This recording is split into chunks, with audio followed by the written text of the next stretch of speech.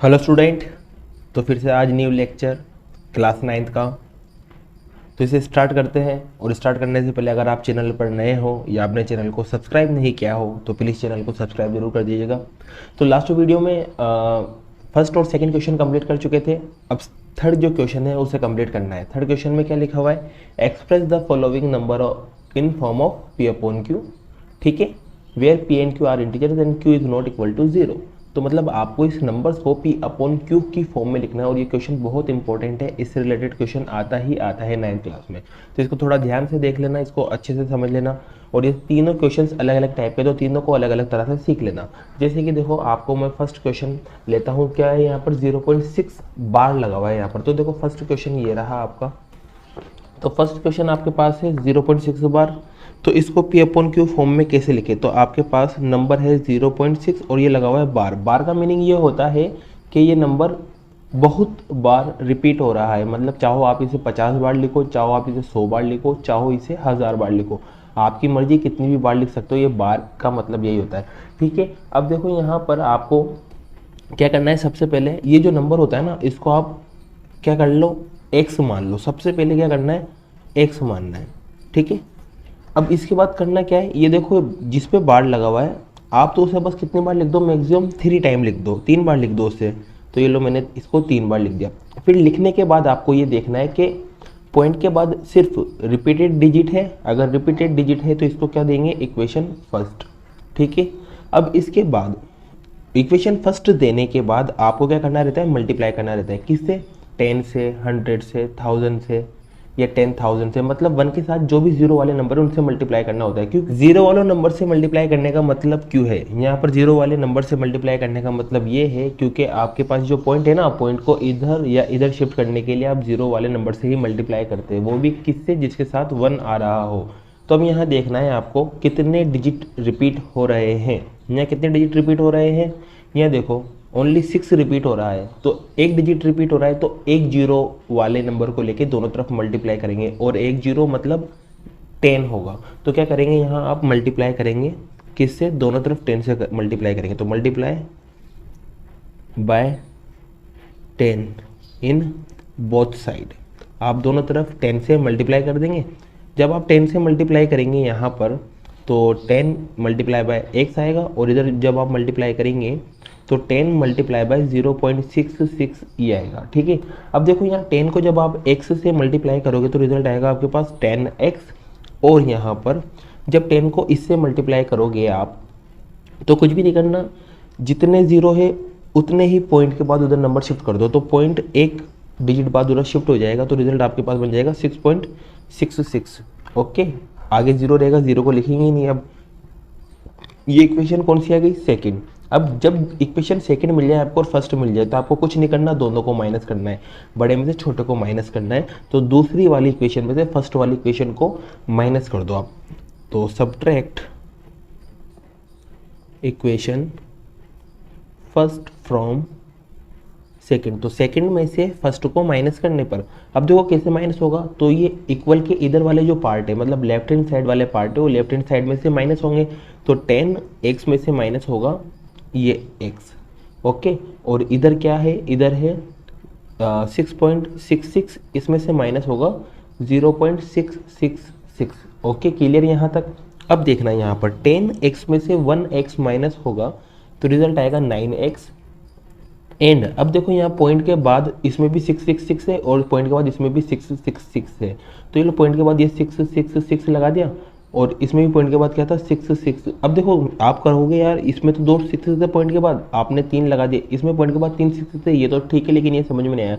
तो एक बात बताओ, इस पर बार लगा हुआ था, मैं इक्वल क्वांटिटी बनाने के लिए यहाँ पर इक्वल क्वांटिटी बनाने के लिए 6 और लगा सकता हूँ, क्योंकि माइनस करने में इजी रहेगा। अब पॉइंट के बाद इधर क्या था, 6, और यहाँ पॉइंट के बाद क्या था, 0। अब इनको आप क्या कर लो, माइनस कर लो। तो यहाँ आएगा 0 0 0, पॉइंट की जगह पॉइंट, और 6 माइनस 0 क्या होता है, 6 होता है। तो रिजल्ट आपके पास आया ओनली 6, क्योंकि पॉइंट के बाद 0 की तो वैल्यू होती नहीं है, तो ओनली 6 आपका रिजल्ट आ गया। अब आपको x निकालना है। तो 9 मल्टीप्लाई में है, इधर शिफ्ट करेंगे तो ये डिवाइड में चला जाएगा। अब देखो एक बात बताओ, 3 की टेबल में ये भी आता है 2 टाइम और 3 की टेबल में ये भी आता है 3 टाइम। तो x की जो वैल्यू मिली वो मिली 2/3। ओके, अब इसको चाहो तो आप डिवाइड करके देख लेना, डिवाइड करने पर आपके पास 0.66666 चलता रहेगा, ये आपका एक्यूरेट आंसर। और x की वैल्यू मिल गई, और x क्या था, आपने क्या एज्यूम किया था, x की एज्यूम किया था, तो x की वैल्यू ये है और x की वैल्यू है, तो कहने का मतलब ये दोनों x की वैल्यू है, तो 0.6 की वैल्यू ये हुई, तो ये आपके P/Q फॉर्म आ गई, यही आपका क्या है, आंसर है। अब ऐसे में इसका एक और सेकेंड क्वेश्चन लेता हूँ, ये 0.47 बार। तो देखो सेकंड क्वेश्चन को भी ध्यान से समझना, सेकंड क्वेश्चन आपके पास है 0.47 और बार। सबसे पहले इसको एज्यूम कर लेते हैं कि ये क्या है, x है सबसे पहले, ठीक है, ये मैंने इसको x एज्यूम कर लिया, ये लो 0.47 बार। अब देखो जो रिपीटेड डिजिट है जिसपे बार लगा हुआ है उसे 3 टाइम लिखना है, पहले वाले क्वेश्चन की तरह। तो ये लो मैंने इसको 3 टाइम लिख दिया भाई। और इक्वेशन फर्स्ट देने का काम आया, तो इक्वेशन फर्स्ट इसको नहीं देना, क्यों, क्योंकि देखो यहाँ पॉइंट के बाद रिपीटेड डिजिट के अलावा भी कोई और नंबर है ये 4, तो इसको पहले इधर लाना पड़ेगा, और इधर लाने का मतलब किससे मल्टीप्लाई करना, एक जीरो से, क्योंकि एक डिजिट को सिर्फ इधर ला रहे तो एक जीरो से मल्टीप्लाई करेंगे, मतलब 10 से मल्टीप्लाई करेंगे, तो यहाँ मल्टीप्लाई करना पड़ेगा आपको इसको 10 से। फिर उसके बाद जो नंबर आएगा उसको इक्वेशन दोगे इस बार आप, है ना, तो multiply by 10 in both side, तो दोनों तरफ आप 10 से मल्टीप्लाई कर लो सबसे पहले। तो 10 से जब आप मल्टीप्लाई करोगे यहाँ पर, तो 10 से इसको मल्टीप्लाई करेंगे तो आपके पास आएगा 10 इंटू एक्स, और 10 से इधर मल्टीप्लाई करेंगे आप, तो रिजल्ट आएगा आपके पास 0.10 मल्टीप्लाई बाय 0.4777। जब मल्टीप्लाई करोगे आप तो आपके पास आएगा 10x, और जब यहाँ मल्टीप्लाई करोगे आप तो पॉइंट जो है ना वो उधर शिफ्ट हो जाएगा, तो रिजल्ट बनेगा आपके पास 4 7 7 और 7। अब ये इक्वेशन आपके पास कौन सी आ गई, फर्स्ट। अब इसके बाद आपको देखना है रिपीटेड डिजिट कितने हैं, यहाँ ओनली 7 ही रिपीट हो रहा है, 7 रिपीट हो रहा है, इस वजह से यहाँ फिर से अब किससे मल्टीप्लाई करना पड़ेगा, 10 से, जिससे आपको इक्वेशन सेकंड मिल जाएगी। तो अब यहाँ पर मैं मल्टीप्लाई कर रहा हूँ, फिर से क्या कर रहा हूँ मैं, multiply by 10 in both side.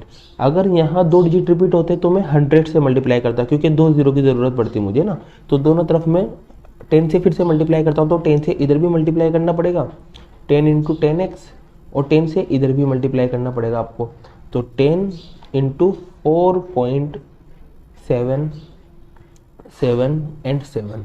Clear यहाँ तक। अब देखो यहाँ पर करना क्या है आपको, 10 को 10 से मल्टीप्लाई करना है, और 10 को 10 से मल्टीप्लाई करेंगे तो क्या आएगा 100x, और जब 10 को इससे मल्टीप्लाई करेंगे आप तो पॉइंट एक और इधर शिफ्ट हो जाएगा, मतलब 7 के बाद चला जाएगा, तो रिजल्ट आपके पास आएगा 47.7 एंड 7। ये इक्वेशन कौन सी आ गई आपके पास, सेकंड। अब कुछ भी नहीं करना, इन दोनों इक्वेशंस को, ये जो दोनों इक्वेशन मिली ना, इनको क्या करना है आपको, माइनस करना है। तो देखो माइनस करते हैं, तो देखना यहाँ पर माइनस करते हैं, subtract equation first from equation second. तो फर्स्ट में से सेकंड को आप माइनस करेंगे, तो देखो लेफ्ट हैंड में से लेफ्ट हैंड माइनस होगा और राइट हैंड में से राइट हैंड माइनस होगा। तो देखो 100 में से माइनस करेंगे, 100 में से माइनस करेंगे 10x को, तो 100 माइनस 10x लिख देते हैं पहले तो 100x माइनस 10x इक्वल की जगह इक्वल। अब इनके राइट हैंड साइड भी देख लेते हैं, तो देखो राइट हैंड साइड में 47.77 और इधर है 4.77, इनको माइनस करना है, तो इनको भी लिख लेते हैं 47.77, इसमें से माइनस करेंगे 4.77 एंड 7। अब देखो मैंने क्या कहा था, आप पॉइंट के बाद देखो, पॉइंट के बाद वाले सारे के सारे सेम हैं, तो पॉइंट के बाद वाले तो सारे के सारे जीरो बन गए। आपको पॉइंट के इधर वाले देखना है, पॉइंट के इधर वाला कौन है 47 और इधर पॉइंट के इधर वाला कौन है 4, तो 47 में से 4 को माइनस कर लो आप तो डायरेक्ट, तो 47 में से 4 को माइनस करेंगे तो आपका रिजल्ट आएगा 43। और यहाँ 100 में से 10 को माइनस करेंगे, 100 में से 10 को माइनस करेंगे तो आएगा 90x। अब x को निकालेंगे तो ये 90 कहाँ जाएगा, डिवाइड में चला जाएगा, और ये आपके P/Q फॉर्म आ गई, यही आपका क्या है आंसर है। Okay clear. अब इसका थर्ड पार्ट जो है वो आप खुद ट्राई करो, बाकी मैं नेक्स्ट क्वेश्चन आपको बता देता हूँ। जैसे कि अब देखना यहाँ पर जैसे कि क्वेश्चन नंबर 4 है, यहाँ लिखा हुआ है express in form of p upon Q.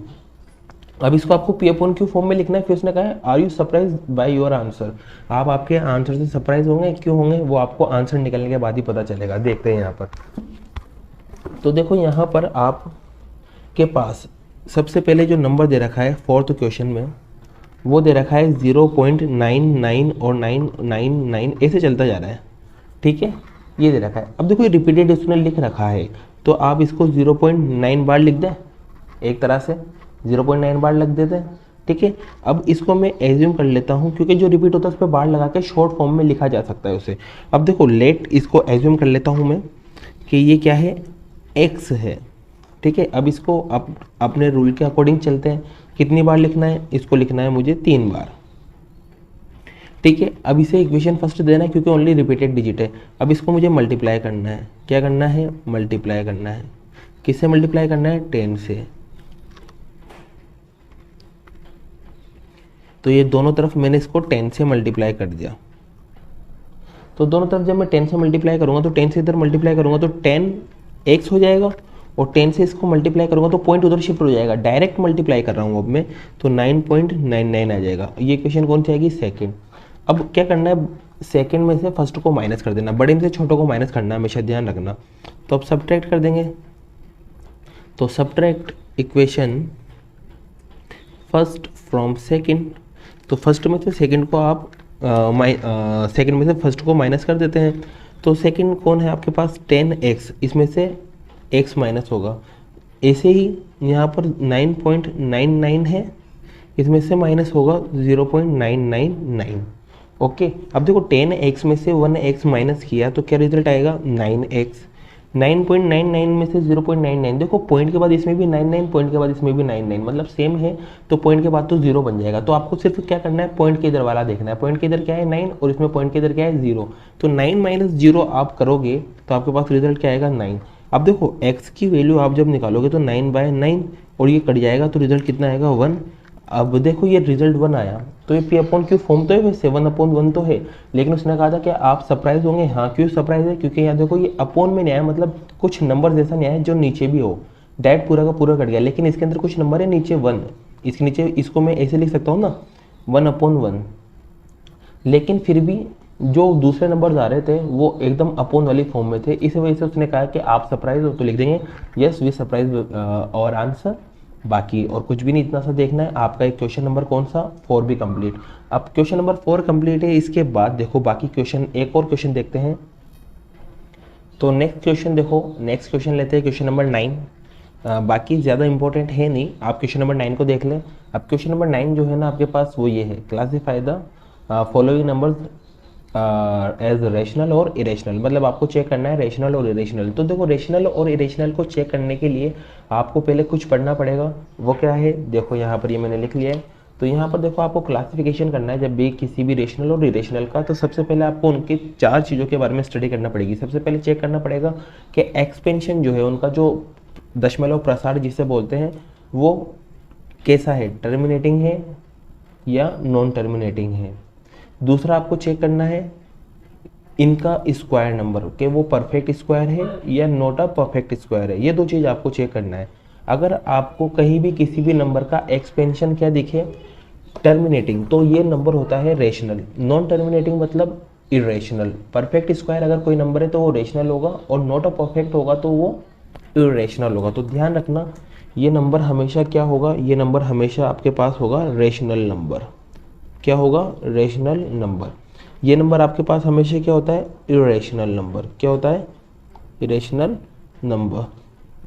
इसके अलावा आपके पास ये होता है आपका रेशनल नंबर, और ये होता है आपके पास इरेशनल नंबर। ध्यान रखना, तो ये 4 बातें ध्यान रखना है आपको रेशनल और इरेशनल चेक करने के लिए। तो देखिए जैसे कि क्वेश्चन है आपका फर्स्ट, उस क्वेश्चन को देखते हैं और उसको करते हैं। तो देखो फर्स्ट क्वेश्चन में आपके पास लिखा हुआ है, फर्स्ट तो एक तो √23 और दूसरा लिखा हुआ है √225। अब देखो ये स्क्वायर वाले नंबर है, चेक करना पड़ेगा परफेक्ट है या नहीं है। तो देखो सबसे पहले बात करते हैं क्वेश्चन नंबर 9 के फर्स्ट पार्ट की, और यहाँ लिखा हुआ है आपके पास √23। ठीक है। और सेकंड नंबर की बात करें अपन तो वो है √225, ठीक है भाई। अब इनकी बात करते हैं। तो देखो यहाँ पर इसको अगर मैं सोल्व करूँ तो 23 के देखो फैक्टर नहीं होते हैं, 23 के फैक्टर नहीं होते हैं। तो 23 के फैक्टर नहीं होते तो ये परफेक्ट स्क्वायर भी नहीं होगा। तो ये परफेक्ट स्क्वायर नहीं है तो ये कौन सा नंबर होगा, इरेशनल नंबर होगा। तो लिख देंगे अपन it is not a perfect square number.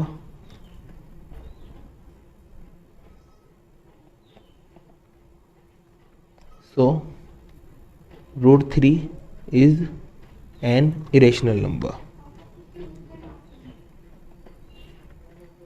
ठीक है, ये इरेशनल नंबर होगा। अब इसकी बात करते हैं। इसको जब आप देखोगे ना, इसके जब आप फैक्टर करोगे तो आप इसके जब फैक्टर करोगे तो आपको रिजल्ट क्या मिलेगा, 3 multiply by 3 multiply by 5 multiply by 5। आप इसके चाहो तो इसे फैक्टर करके देख लेना, किसके, 225 के। तो देखो 225 के जब आप फैक्टर करोगे तो 3 से सबसे पहले आप इसको कैंसिल करोगे 7 टाइम 5 टाइम, फिर आप 3 से इसको कैंसिल करोगे 25 टाइम, फिर आप 5 से इसको कैंसिल करोगे 5 टाइम, और फिर 5 से आप इसको कैंसिल करोगे 1 टाइम। तो देखो रिजल्ट यही आया ना। तो आपने इसके फैक्टर करके देखे तो अब यहाँ से 3 भी बाहर और वहाँ से 5 भी बाहर, दोनों के पेयर बन गए तो दोनों बाहर आ गए और रिजल्ट आपके पास आया 15। अब देखो ये रूट के अंदर ना रहा, ये रूट से बाहर आ गया है, तो ये एक परफेक्ट स्क्वायर नंबर होगा। तो यहाँ लिख देंगे आप it is a perfect square, perfect square है ना, तो it is a perfect square number. So जो आपके पास ये √225 था वो रेशनल होगा, इरेशनल होगा, ये आपके पास रेशनल नंबर होगा। तो सो √225 is a rational number. Clear भाई, तो ये रेशनल नंबर है। अब ऐसे ही बात करते हैं किसकी, इसकी बात करते हैं इस वाले क्वेश्चन की। देखो यहाँ ये क्वेश्चन आपके पास लिखा हुआ है 0.3796 ओनली। देखो डेसिमल के बाद 4 डिजिट तक है, मतलब इसका एक्सपेंशन जो है वो है आपके पास टर्मिनेटिंग। अब ये टर्मिनेटिंग है तो इस वजह से ये जो होगा रिजल्ट वो क्या होगा, रेशनल होगा, ठीक है। अब देखो यहाँ पर क्वेश्चन नंबर 4 की बात करते हैं तो देखो यहाँ लिखा हुआ है 7.478478 ये लिखा हुआ है। अब देखो यहाँ पर डॉट डॉट डॉट डॉट लगा हुआ है, मतलब ये रिपीट कर रहे हैं आगे जाके, मतलब ये खत्म नहीं हो रहे, ये चलते जा रहे हैं, मतलब एक्सपेंशन जो है वो नॉन टर्मिनेटिंग है, इस वजह से ये इरेशनल हुआ। यहाँ देखते हैं, यहाँ भी देखो ये नंबर खत्म होने के बाद डॉट डॉट लगे हुए हैं, मतलब ये भी आगे तक चलता जाएगा, डिवाइड होता जाएगा। तो कहने का मतलब इसका जो एक्सपेंशन है वो नॉन टर्मिनेटिंग है, और नॉन टर्मिनेटिंग होने की वजह से ये जो नंबर है ये कैसा हो जाएगा, इरेशनल हो जाएगा। क्लियर, बाकी 1.4 नेक्स्ट वीडियो में करते हैं, ठीक है।